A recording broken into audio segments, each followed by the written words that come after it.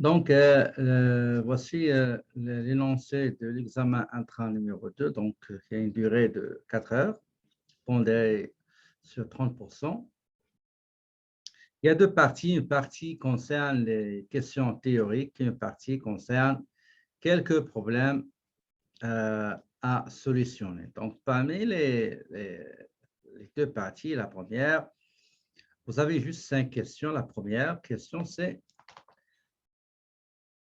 quelles sont les mesures, quelles sont les actions à prendre en ce qui concerne le contrôle interne pour protéger le stock. Donc, une entreprise qui a un stock, qu'est-ce qu'il doit faire pour le protéger au niveau du contrôle interne? Deuxième question, quand on fait l'inventaire physique, surtout celui de la fin d'année, si jamais on fait des erreurs, quelles seront les répercussions, les conséquences, l'impact sur l'information financière contenue dans les états financiers? Troisième question, quelle est la différence entre le système de comptabilisation du stock dans le système d'inventaire périodique et le système d'inventaire permanent? Quelle est la différence entre la comptabilisation, les travaux de comptabilisation du stock?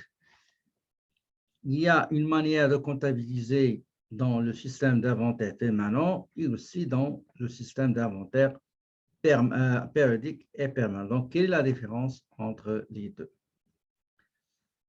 L'évaluation et la valorisation du stock dans un système d'inventaire périodique, il a un objectif, il a un but, il a une fin, c'est quoi?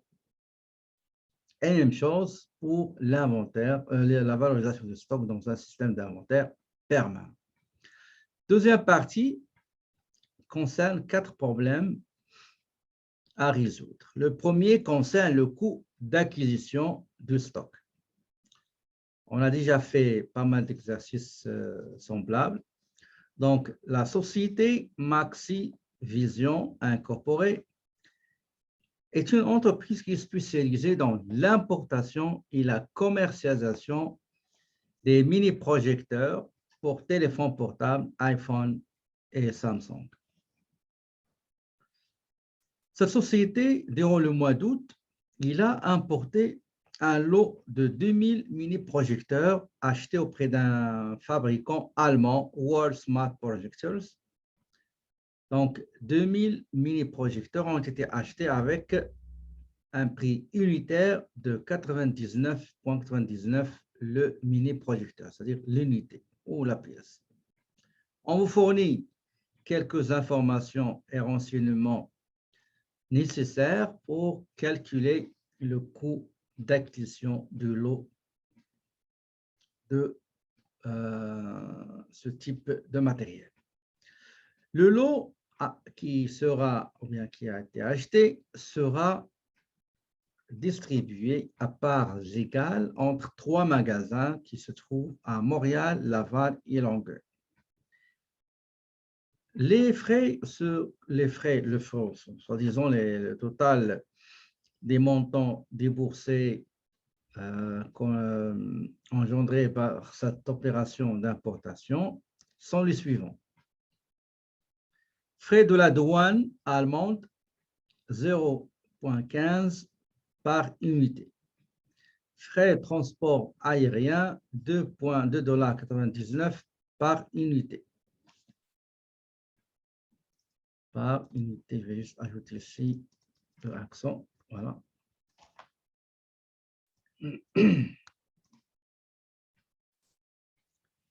Le montant pour assurance sur transport aérien est 0,25% du montant d'achat auprès du fournisseur allemand World Smart Projectors.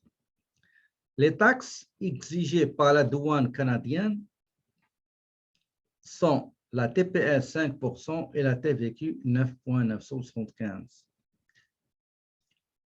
Le lot acheté a été laissé dans l'aire de stockage ou d'entreposage de l'aéroport de Mirabel pendant 3 jours et on a payé 55,99 taxes incluses par jour.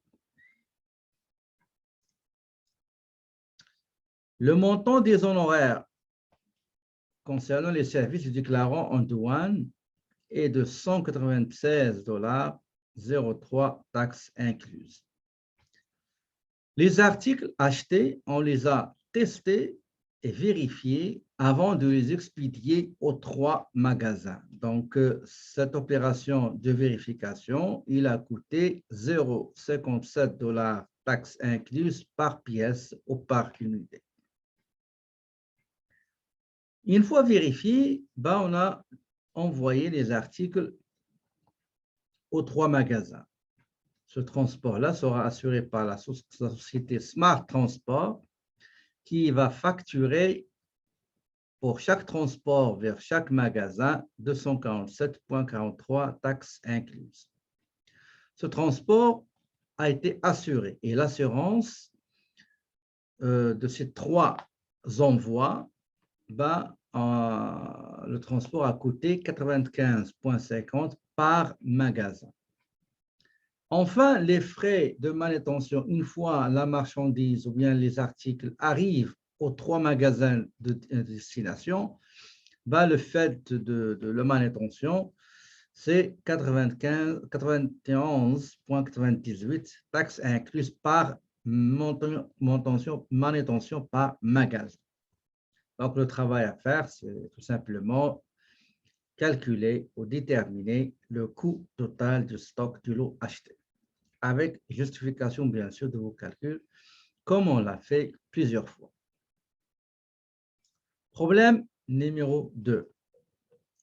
La société SOS Détail vous a fourni un ensemble d'informations et de renseignements pour préparer l'état de résultat partiel afin de dégager s'il y a une perte nette ou bien un bénéfice net.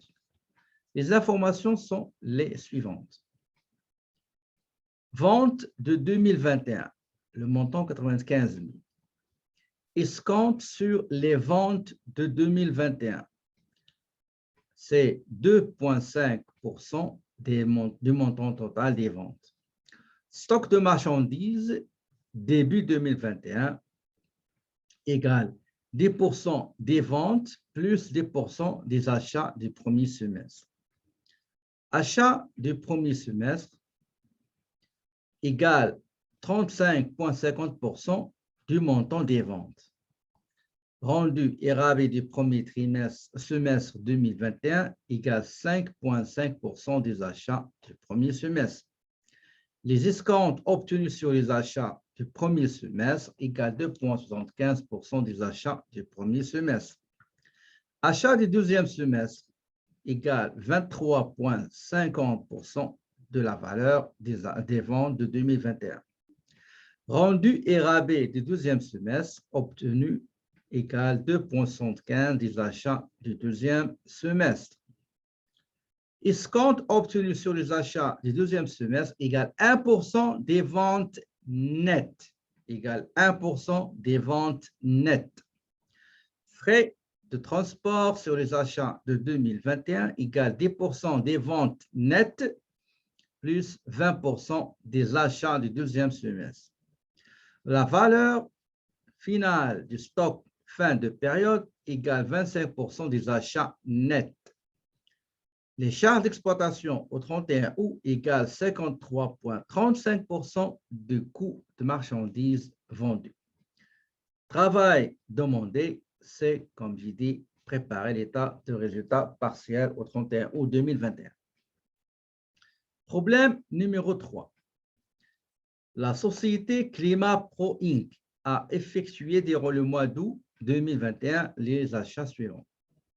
Vous avez un stock initial de départ, vous avez 5 achats et un retour de marchandises.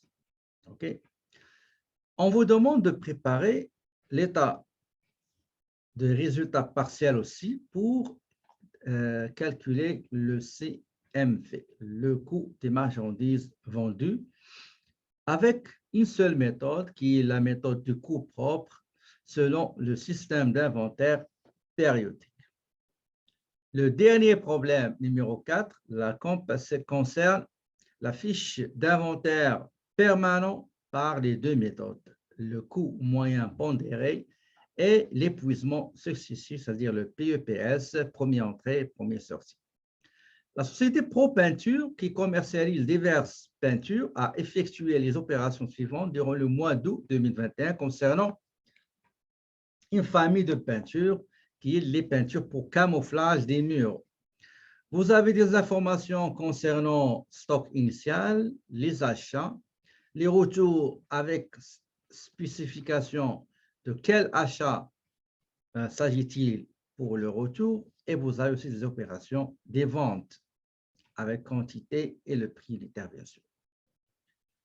Qu'est-ce qui est demandé? C'est de préparer deux fiches d'inventaire pour le suivi des mouvements du stock du mois d'août, et ceci selon les deux méthodes d'évaluation de stock suivantes, le coût moyen pondéré, l'épuisement successif, et vous avez un modèle de fiche d'inventaire comme on l'a fait la dernière fois. Donc, voilà. Donc, ici, vous avez les références qui concernent les mouvements. Est-ce que c'est journal d'achat? Si c'est achat, ça porte la référence 11. C'est vente, ça porte la référence 22. Donc, voilà. Je vous souhaite bonne journée, bon courage, bonne chance. S'il vous plaît, respectez les consignes de l'examen.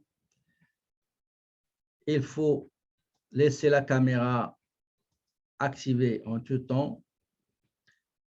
Si vous voulez, je ne sais pas moi, la désactiver ou bien vous absenter pour une urgence, il faut me prévenir, s'il vous plaît. Avant de partir, il faut communiquer avec moi, avec le chat privé, pour vous informer, est-ce que votre travail a été bel et bien déposé? Toute personne qui finit, qui dépose son dossier, il peut quitter la classe. OK? Donc, voilà. Bonne chance et bon courage.